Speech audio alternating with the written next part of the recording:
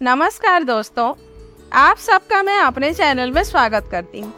आज की कहानी एक प्रेम कहानी है। यह एक राजस्थानी लोक कथा है। इसका नाम है मूमल महिंद्रा। तो चलिए आज की कहानी को हम लोग शुरू करते हैं। गुजरात का हमीर जाडेजा अपनी ससुराल उमरकोट यानी सिंध आया हुआ था। उसका विवाह उमरकोट के राणा बिस्लदे सोढ़ा की पुत्री से हुआ था।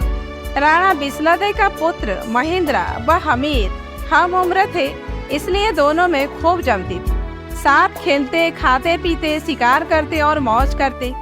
एक दिन दोनों शिकार करते समय एक हिरण का पीछा करते करते दूर लौद्रवा राज्य की काक नदी के पास आ पहुंचे। उनका शिकार हिरण अपनी जान बचाने काक नदी में कूद गया। दोनों ने यह सोचा कि बेचारे हिरण ने जल में जल शरण ली है, अब उसे क्या मानना। शिकार छोड़ जैसे दोनों ने इधर उधर नजर दौड़ाई तो नदी के उस पार उन्हें एक सुंदर बगीचा व उसमें बनी एक 2 मंजिली झरोखेदार मेड़ी दिखाई दी। इस सुनसान स्थान में इतना सुहावना स्थान देख दोनों की तबीयत प्रसन्न हो गई। अपने घोड़े नदी में उतार दोनों ने नदी पार कर बगीचे में प्रवेश किया।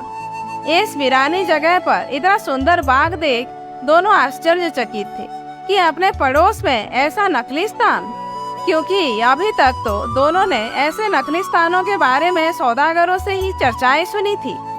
उनकी आवाजें सुन मेड़ी में बैठी मूमल ने झरोखे से नीचे झांक कर देखा तो उसे गर्दन पर लटके लंबे काले बाल, भौं तक तनी हुई मूछें, चौड़ी छाती और मांसल भुजाओं वाले 2 खूबसूरत नौजवान अपना पसीना सुखाते दिखाई दिए। मूमल ने तुरंत अपनी दासी को बुलाकर कहा, नीचे जा, नौकरों से कहे इन सरदारों के घोड़े पकड़े व इनके रहने खाने का इंतजाम करे। दोनों किसी अच्छे राजपूत घर के लगते हैं, शायद रास्ता भूल गए हैं, इनकी अच्छी खातिर कर।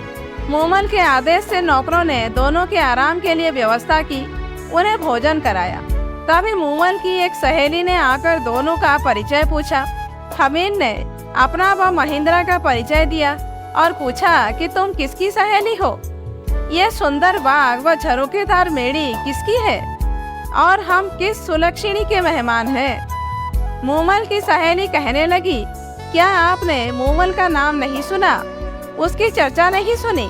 मूमल जो जग प्यारी मूमल के नाम से पूरे माड़ यानी जैसलमेर देश में प्रख्यात है, जिसके रूप से यह सारा प्रदेश महक रहा है, जिसके गुणों का बखार यह काक नदी कल कल कर गा रही है। यह झरोखेदार मेड़ी और सुंदर बाग उसी मूमल का है, जो अपनी सहेलियों के साथ यहाँ अकेली ही रहती है। कहकर सहेली चली गई। तभी भोजन का झूठा थाल उठाने आया नाई बताने लगा, सरदारों, आप मूमल के बारे में क्या पूछते हो? उसके रूप और गुणों का तो कोई पार ही नहीं।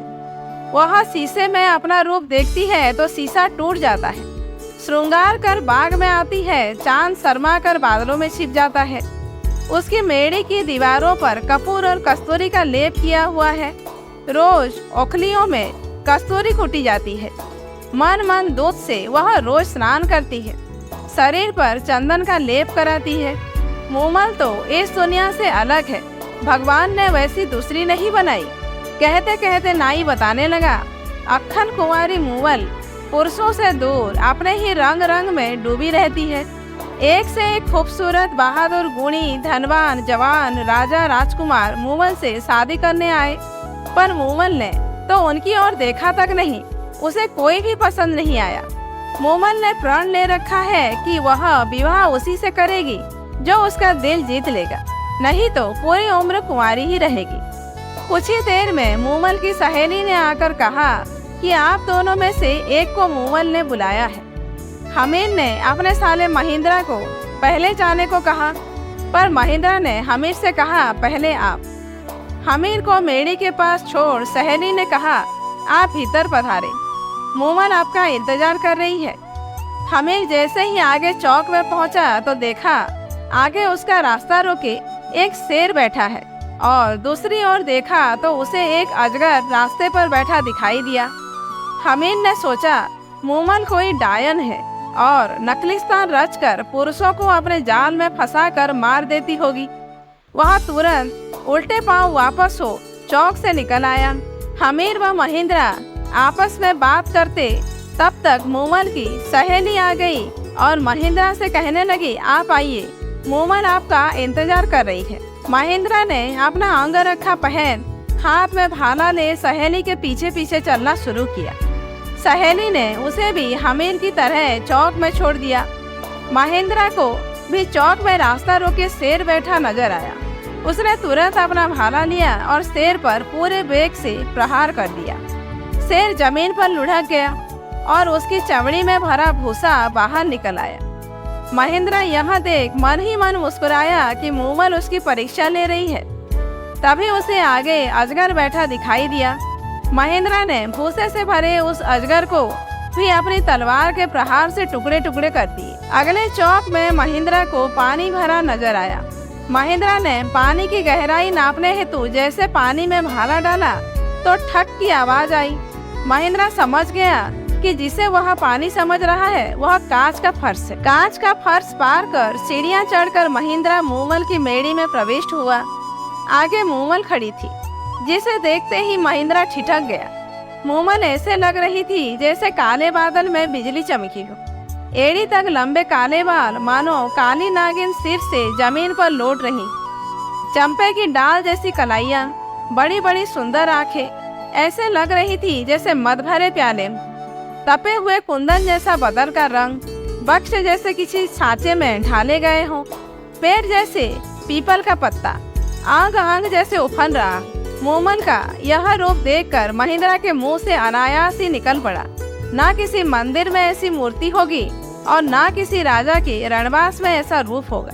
महेंद्रा तो मूमल को ठगा सा देखता ही रहा।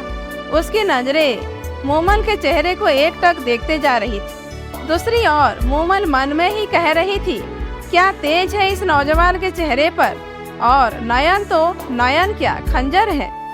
दोनों की नजरें आपस में ऐसे गड़ी कि हटने का नाम ही नहीं ले रही थी। आखिर मूमल ने नजरें नीचे कर महेंद्रा का स्वागत किया। दोनों ने खूब बातें की। बातों ही बातों में दोनों एक दूसरे को कब दिल दे बैठे पता ही न चला, और ना ही पता चला कि कब रात खत्म हो गई और कब सुबह का सूरज निकल आया।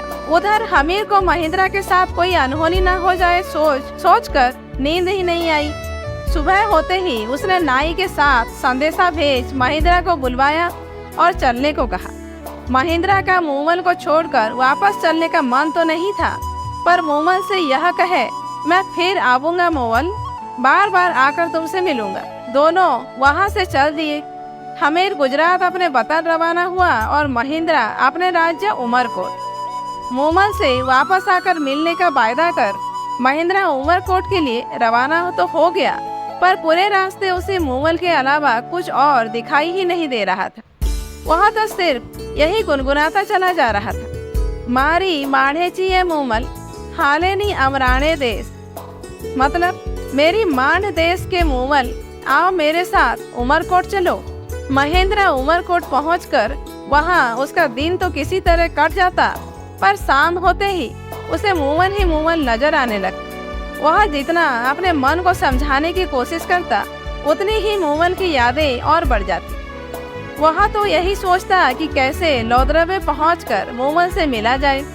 आखिर उसे सूझा कि अपने ऊँटों के टोले में ऐसा ऊँट खोजा जाए जो रातों रात लौद्रवे जाकर सुबह होते ही वापस उमरकोट आ सके।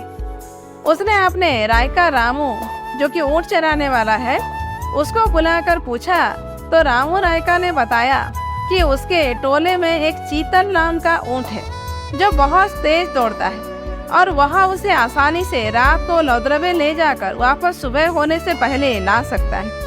फिर क्या था, रामू राय का रोज शाम को चीतल ऊँट को सजाकर महेंद्रा के पास ले जाता और महेंद्रा चीतल पर सवार हो एड़ लगा लौद्रवा मूमल के पास जा पहुंचता। तीसरे प्रहर महेंद्रा फिर चीतल पर चढ़ता और सुबह होने से पहले उमरकोट आ पहुंचता। महेंद्रा विवाहित था, उसके 7 पत्नियां थी। मूमल के पास से वापस आने पर वह सबसे छोटी पत्नी के पास आकर सो जाता। इस तरह कोई 7-8 महीनों तक उसकी यही दिनचर्या चलती रही।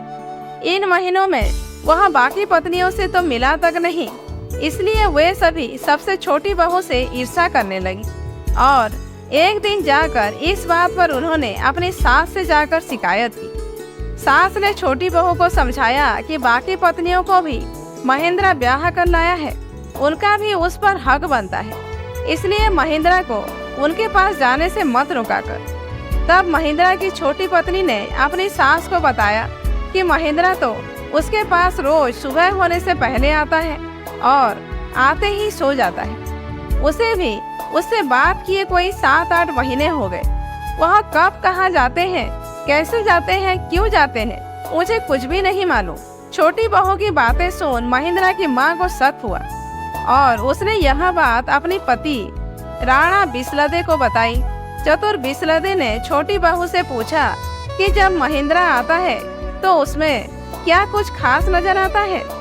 छोटी बहू ने बताया कि जब रात के आखिरी पहर महेंद्रा आता है तो उसके बाल गीले होते हैं, जिनमें से पानी टपक रहा होता है। चतुर बिस्लदे ने बहू को हिदायत दी कि आज उसके बालों के नीचे कटोरा रख, उसके भीगे बालों से टपके पानी को इकट्ठा कर मेरे पास लाना। बहू ने यही किया और कटोरे में एकत्र पानी बिस्लदे के सामने हाजिर किया। बिस्लदे ने पानी चखकर कहा, यह तो काक नदी का पानी है। इसका मतलब महेंद्रा जरूर मूवल की मेड़ी में उसके पास जाता होगा। महेंद्रा की 7 पत्नियों को तो मूवल का नाम सुनकर जैसे आग लग गई। उन्होंने आपस में सलाह कर ये पता लगाया कि महेंद्रा वहां जाता कैसे है। जब उन्हें पता चला कि महेंद्रा चीतल नाम के ऊंट पर सवार हो मूवल के पास जाता है, तो दूसरे दिन उन्होंने चीतल ऊंट के पैर तुड़वा दिए ताकि उसके बिना महेंद्रा मूवल के पास ना जा पाए। रात होते ही जब रामू राय का चीतल लेकर नहीं आया तो महेंद्रा उसके घर गया। वहां उसे पता चला कि चीतल के तो उसकी पत्नियों ने पैर तुड़वा दिए हैं। तब उसने रामू से चीतल जैसा दूसरा ऊंट मांगा।